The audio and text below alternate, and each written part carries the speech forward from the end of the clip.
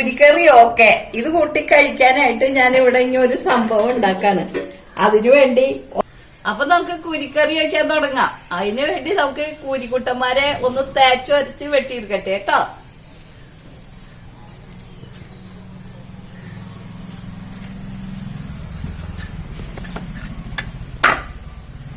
ഇവരെ ഈ മുള്ളൊക്കെ കൈമ കയറിയിട്ടുണ്ടെങ്കിൽ ഭയങ്കര വേദനയായിരിക്കും. ഇത് വെട്ടാൻ ഭയങ്കര പാടാണ്. സൂക്ഷിച്ച് വേണം ഇവരെ വെട്ടിയെടുക്കണമെങ്കിൽ. ഇവരെ പക്കമുള്ളും സൈഡിലെ മുള്ളൊക്കെ കൊള്ളുമ്പോ നല്ല പല പ്രാവശ്യം എനിക്ക് ഇത് കിണ്ണ് കിട്ടിയിട്ടുള്ളതാണ്.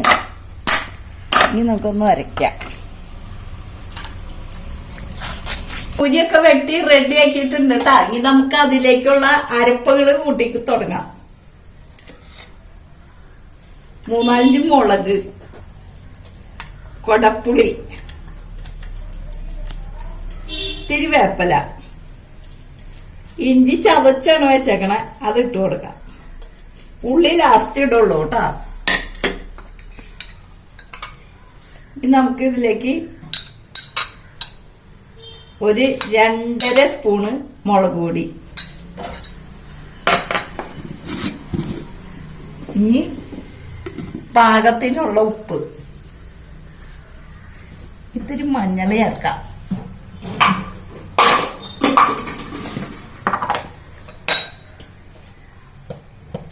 കുറച്ച് മഞ്ഞൾ ഇട്ട് കൊടുത്ത് ഇത്തിരി കൂടി ചേർക്കാം.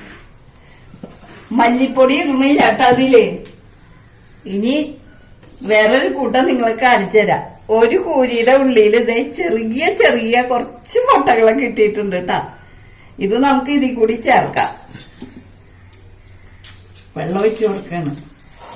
വെള്ളം കുറച്ച് മതി, ഇത് വറ്റിച്ചെടുക്കാനല്ലേ. അപ്പൊ വെള്ളം മതിയാവും. ഇനി നമുക്ക് ഇതിലേക്ക് ഇതേ ഈ മുട്ട ഒരു അരികത്ത് വെക്കണം, അടന്നു പോവാണ്ട്. എവിടെ ഇരിപ്പുണ്ട്. ഇനി സ്റ്റൗ കത്തിക്കാൻ നമുക്ക്.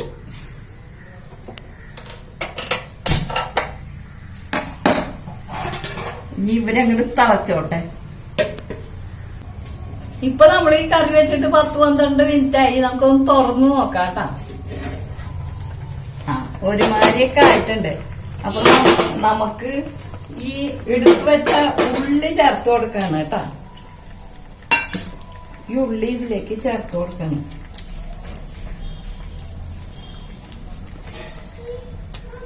ചതച്ച ഉള്ളി.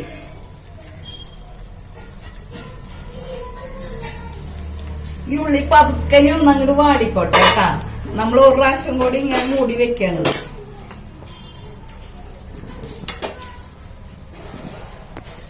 ഒന്നുകൂടി ഉള്ളി വാടട്ടെ, എന്നിട്ട് നോക്കാം. നമുക്ക് ഉള്ളി വാടിയൊന്ന് നോക്കാം കേട്ടാ. ഉള്ളിയൊക്കെ വാടി റെഡി ആയിട്ടുണ്ട് കേട്ടാ. ഇനി നമ്മൾ ഇതിലേക്ക് ഇത്തിരി പച്ച വെളിച്ചെണ്ണയാണ് ചേർത്ത് കൊടുക്കണത്.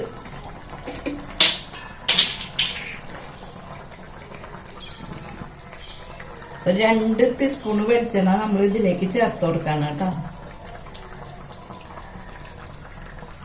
2 ടീസ്പൂൺ വെളിച്ചെണ്ണ ചേർത്ത് ഇനി നമ്മള് ഇതിലേക്ക് ബാക്കി വെച്ച വേപ്പല നന്നായിട്ട് തിരുമ്മിയിട്ട് ഇങ്ങനെ ഇട്ട് കൊടുക്കണം. അപ്പൊ നമ്മുടെ കറിയൊക്കെ ഏകദേശം നല്ല പാകത്തിനായിട്ടുണ്ട്. ഇനി നമ്മൾക്ക് ഇത് കുറച്ചു നേരം മൂടി വെക്കാം. ഉപ്പൊക്കെ പാകത്തിനാണ്, എല്ലാം കണ്ടീഷനായിട്ടുണ്ട്. ഞാൻ തീ ഓഫ് ചെയ്യാൻ പോവാണ് കേട്ടോ. കുറച്ചേരം കൂടി മൂടി തന്നെ ഇരുന്നോട്ടെ.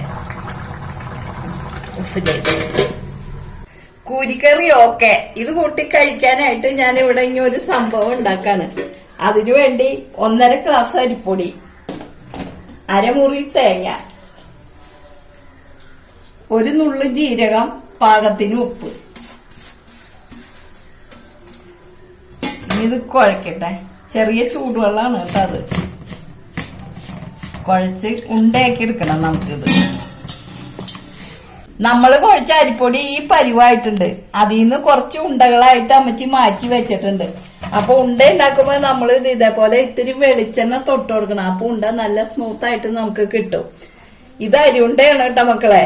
ഇത് ഈ മീൻകറി ഊരിക്കറി കൂട്ടി കഴിക്കാൻ നല്ല ടേസ്റ്റ് ആയിരിക്കും കേട്ടാ.